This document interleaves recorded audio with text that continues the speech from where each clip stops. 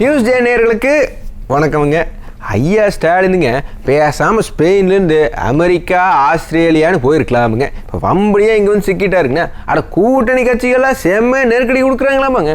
உள்ளே பேசினது வெளியில் சொல்கிறாங்களாமாப்பா.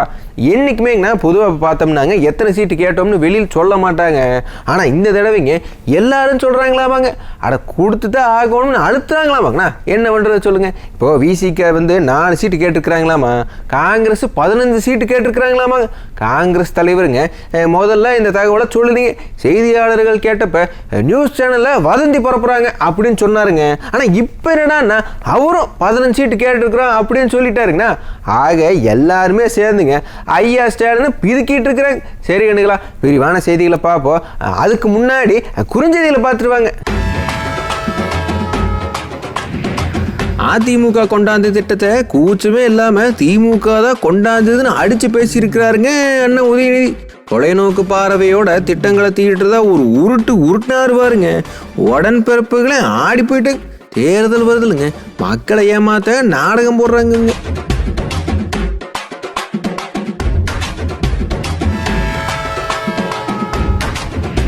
ஏனப்பா தேர்தல் வருதப்பா, ஓட்டு கேட்டு போகணும், இவ்வளவு நாள் இருந்த மாதிரி இருக்காதீங்க சரியா, இனியாச்சு மக்கள் நலப்படிகளை வேகமாக செய்யுங்க அப்படின்னு மதுரை மாநகராட்சி அதிகாரிகளுக்கு மதுரை மேயர் உத்தரவு போட்டுருக்குறாங்களாமாங்க.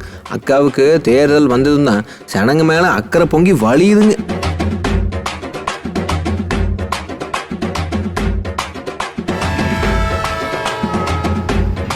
சேலம் பக்கத்துலங்க வெள்ளி வியாபாரி ஒருத்தரை கொலை பண்ணிட்டாங்கண்ணா.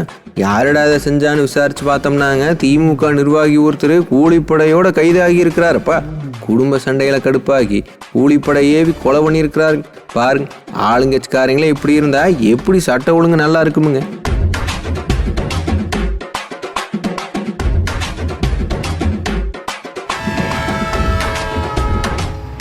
கடலூர் மாவட்டம் சாக்கங்குடி கிராமத்தில் கவர்மெண்ட் ஸ்கூல் ஒன்று இருக்குதுங்க. இந்த ஸ்கூலில் மதிய சாப்பாட்டில் விஷப்பூச்சி இருந்திருக்குதப்பா.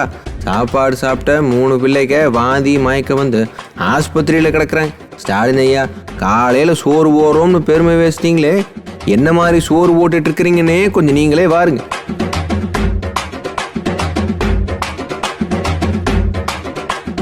குறுஞ்செய்திகளை பார்த்தாச்சு, வாங்க விரிவான செய்திகளை பார்த்து போடலாம். ஒரு மனுஷனுங்கன்னா பொய் பேசலாமுங்க, அதுக்குன்னு இப்படி ஏக்கர் கணக்கில் பேசக்கூடாதுல்லைங்க. ஆனால் நம்ம திருப்பூர் பக்கம் அதிமுக அரசாங்கம் கொண்டாந்த ஒரு திட்டத்தை திமுக அரசாங்கம் கொண்டு வந்த மாதிரி நெம்ப அழகா உருட்டினாருங்க நம்ம அண்ணன் உதயநிதி. தேர்தல் வருது இல்லைங்க, இனி திருப்பூரில் மட்டும் இல்லைங்க, எல்லா ஊர்லையும் இப்படிதான் செம்மையை உருட்டுவாங்க. நம்முடைய திராவிட இயக்கமாக இருக்கட்டும், திராவிட மாடல் அரசாக இருக்கட்டும், நாம் அன்றைக்கு தேவையை கருத்தில் கொண்டு மட்டும் சிந்திப்பதில்லை, திட்டங்களை செயல்படுத்துவதில்லை. எதிர்கால தேவையை நோக்கித்தான் நம்முடைய கொள்கை உருவாக்கப்பட்டது. அந்த கொள்கையினுடைய வழியில்தான் அரசு திட்டங்களும் இன்னைக்கு உருவாக்கிக்கிட்டு இருக்கோம். அந்த வகையில்தான் இந்த திருப்பூர் 4வது குடிநீர் திட்டமும் செயல்படுத்தப்பட்டுள்ளது. அடங்கப்பா, இது உலக நடிப்புடா சாமி. எப்படித்தான் இப்படி வாய்கூசம் பொய் பேசுகிறாங்கன்னே தெரிய மாட்டேங்குதுங்க. திருப்பூர்லிங்க புதுசாக குடிநீர் திட்டத்தை கொண்டாந்துருக்கிறது உண்மைதானுங்க. 2040 வரைக்கும் எவ்வளவு மக்கள் தொகை அதிகமாகும்னு கணக்கு பண்ணி தொலைநோக்கு பார்வையோட திட்டத்தை உருவாக்குனது உண்மைதானுங்க.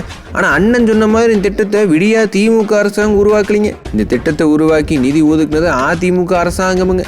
பிப்ரவரி மாதம் 28ஆம் தேதி 2019 அன்றைக்கே வந்து பார்த்தோம்னாங்க முன்னாள் முதலமைச்சர் எடப்பாடி பழனிசாமி இந்த திட்டத்துக்கு அடிக்கல் நாட்டினாருங்க. அதிமுக அரசாங்கம் இருந்தப்பவே இந்த திட்டம் கிட்டத்தட்ட முடிஞ்சு போச்சுங்க. கொஞ்சமாத்த வேலையெல்லாம் பாக்கி இருந்துச்சுங்க. கவர்மெண்ட்டு 2.5 வருஷமாக கோமால இருந்து போட்டு இப்போ திட்டத்தை ஆரம்பிச்சிருக்கிறாங்க. சரி, மக்களோட வரி பணத்தில் உருவான திட்டம் யார் ஆரம்பிச்சானுங்க, அதில் ஒன்றும் தப்பு இல்லைங்க. ஆனால் இந்த கவர்மெண்ட்டு 2.5 வருஷமாக ஏன் இந்த திட்டத்தை தொடங்கலைங்க? இப்போ நாடாளுமன்ற தேர்தல் வரும்போது ஏன் இதை தொடங்கணுமுங்க? யாரோ உருவாக்குன திட்டத்தை இவங்களே உருவாக்குற மாதிரி ஏன் பொய் பேசணுமுங்க? ஏன்னா திருப்பூர் மக்களை ஏமாற்றணும், அவ்வளவுதான் இந்த நாடகங்களோட நோக்கமுங்க. திருப்பூரில் மட்டும் இல்லைங்கன்னா தமிழ்நாடு முழுக்க அதிமுக அரசாங்கத்தால் உருவான நிறைய திட்டங்களில் கிடப்பில் கிடக்குதுங்க. அதை பூரா வேகமாக திறக்கத்தான் போகிறாங்க பாருங்களேன். திறந்து திமுக அரசாங்கம் சிந்தனை பண்ணி சாதனை செஞ்சதா பொய் வேற பேசுவாங்க. அதைத்தான் தாங்க முடியாதுங்க.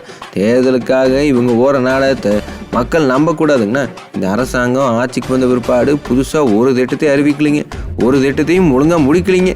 உண்மையிலேயே திறமையில்லாத நாடாள தெரியாத அரசாங்கமாக தான் இந்த விளம்பர அரசாங்கம் இருக்குதுங்க. அதுக்கு இந்த திருப்பூர் சம்பவம் தான் சாட்சிங்க.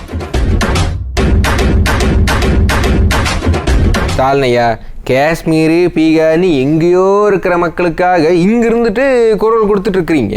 ஆனால் இங்கேயே இருக்கிற மக்களை கண்டுக்கவே மாட்டேங்கிறீங்களே, என்ன நியாயம் இதுங்க? ஆமாங்க, தூத்துக்குடி பக்கம் ஒரு கிராமத்தில் இன்னும் வெள்ள வழி இல்லைங்களாமா, ரோடு வசதி இல்லாமல் மக்கள்லாம் போராடிட்டு இருக்கிறாங்க.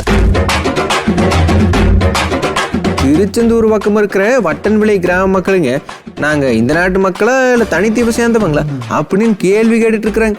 ஐயா மழை வந்து 50 நாள் ஆச்சுங்க. வெளில வந்தப்ப அரசாங்கம் எந்த உதவியும் பண்ணல. சரிங்க, இப்போவாச்சும் உதவி பண்ணணும்லங்க. அட இந்த நொடி பொழுது வரைக்கும் வட்டன்விளை கிராமத்தில் வெள்ளம் முழுசாக வடியாமல் இருக்குதுங்கண்ணா. தண்ணியை வெளியேற்றுறதுக்கு ரோடு வசதி செஞ்சு கொடுக்குவேன். விளம்பர கவர்மெண்ட் எந்த நடவடிக்கையுமே எடுக்கலிங்க. அதான் சேனங்க இப்படி இந்த வெள்ள நீரில் இறங்கி போராடிட்டு இருக்கிறாங்க. தொழிலே வந்துங்க பனையத்து தொழில் தான். நாங்கள் பொம்பளைங்க எல்லாம் ஓரம் முடிஞ்சு தான் நாங்கள் எல்லா இதுவும் பண்ணுவோம்.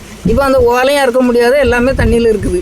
பனை ஏறுறதுக்கு ஆள் வர மாட்டேன்றாங்க. யாருக்குமே பொழப்பு கிடையாதுங்க. ஆம்பளைங்க ஒன்று வண்டியில் போகிறவங்க போகிறாங்க. நாங்கள் பொம்பளைங்க இந்த பாதைக்கு போனால் நடந்து போவோம். 2 கிலோமீட்டரில் போகிறவங்க நடந்து போவோம். இப்போ அது போகிறதுக்கு இல்லாத யாருமே வெளியே போகிறது 2 மாதமாக பொம்பளைங்க யாரும் வெளியே போகிறதுக்கு இல்லாத உள்ளே இருக்கிறோம். யாருமே வரல. கனிமொழி யாருமே இந்த பக்கம் வந்து பார்க்கவே இல்லை. வட்டன்விளை இருக்குங்கிறதே தெரியல யாருக்கும். யாருமே இது வரைக்கும் வந்து பார்க்கல. ஏனுங்கண்ணா, வார்த்தைக்கு வார்த்தை வரலாறு காணாத மழை வெள்ளம்னு ஐயா ஸ்டாலின் சொல்கிறாருலங்க, உண்மைதானுங்க. வரலாற்றில் இப்படி ஒரு மழையும் பார்த்ததில்ல, இப்படி ஒரு கவர்மெண்ட்டையும் பார்த்தது இல்லைங்க. இங்கே இருக்கிற மக்களுக்கு எந்த உதவியும் செய்யாமல் எப்படித்தான் வெளியூர் பிரச்சனையை பேசி திரிகிறாங்களோ தெரிய மாட்டேங்குது. போங்க கண்ணுங்களா, நாடக கும்பலுக்கு தமிழ்நாட்டை ஆட்சி செய்கிறதுக்கு எந்த தகுதியும் இல்லைன்னு இதுலேருந்தே தெளிவாக தெரிஞ்சு போச்சு. சும்மா இந்தியாவை காப்பாற்றுவோம், ஜனநாயகத்தை தூக்கி நிறுத்துவோம்னு நாடாளுமன்ற தேர்தலில் ஓட்டு கேட்பாங்க. நம்பிக்கையும் போடாதீங்க. நாடக கும்பலுக்கு அந்த திறமையெல்லாம் சுத்தமாக இல்லைங்க. ஊர் பிரசிடென்ட் செய்கிற வேலை கூட இவங்க செய்ய மாட்டாங்க. நல்லா ஞாபகம் வச்சுக்கோங்க.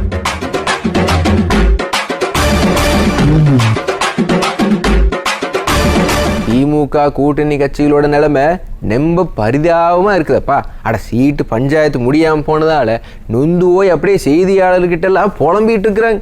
மற்றவங்கள விடுங்க, அண்ணன் துரை வைக்க இருக்கிற அப்படி இல்லைங்க, ஒரு படி மேலே போய் எல்லா அதிகாரத்தையும் ஐயா ஸ்டாலின்கிட்டே கொடுத்து போட்டாருங்க. அந்த கொடுமையை கொஞ்சம் நீங்களே வாருங்களேன். என்னங்கண்ணா, திமுக கும்பலுக்கு ஜனநாயகம் அப்படின்னா என்னன்னே தெரியாது. சமத்துவம் சுயமரியாதைனாலும் என்னன்னு தெரியாதுங்க. அவங்களுக்கு தெரிஞ்சதெல்லாம் ஒன்று தானுங்க, வாரிசு அரசியல். இந்த வாரிசு அரசியல் பிடிக்காமத்தான் திமுக உடச்சு மதிமுகன்னு ஒரு கட்சி ஆரம்பித்தாருங்க வைகோ. சொல்லப்போனால் ஐயா ஸ்டாலினோட பதவிக்கு ஐயா வைகோவால் ஆபத்து வந்துடும்னு பயந்தான் அப்புறம் திமுகவுடன் தூக்கி போட்டாங்க. மதிமுகங்கிற கட்சியை திமுகவுக்கு எதிராக உருவான கட்சின்னு சொல்கிறத விட வாரிசு அரசியல் அடிப்படையில் அரசியலுக்குள்ளே வந்த ஸ்டாலினுக்கு எதிரான கட்சின்னு தான் சொல்லணுமுங்க. அப்படிப்பட்ட கட்சி இன்னைக்கு ஐயா ஸ்டாலின் கிட்ட கெஞ்சிட்டு கிடக்குறாங்க.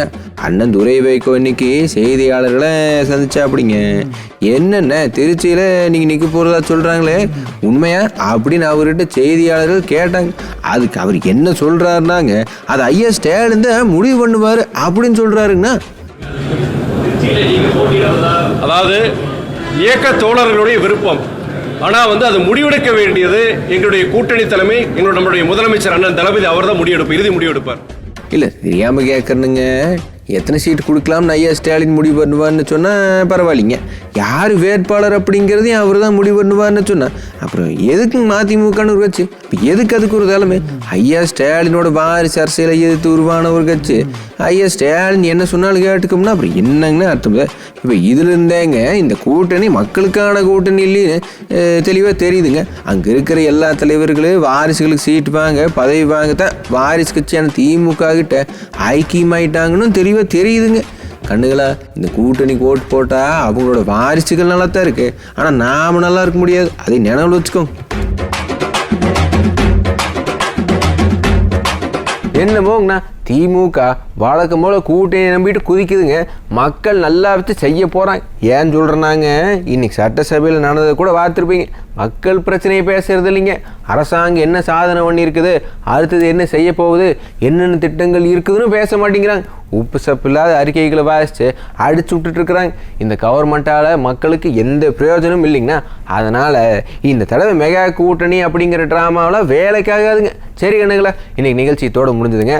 நாளைக்கு மறுபடியும் சந்திப்போம். நன்றி, வணக்கம்.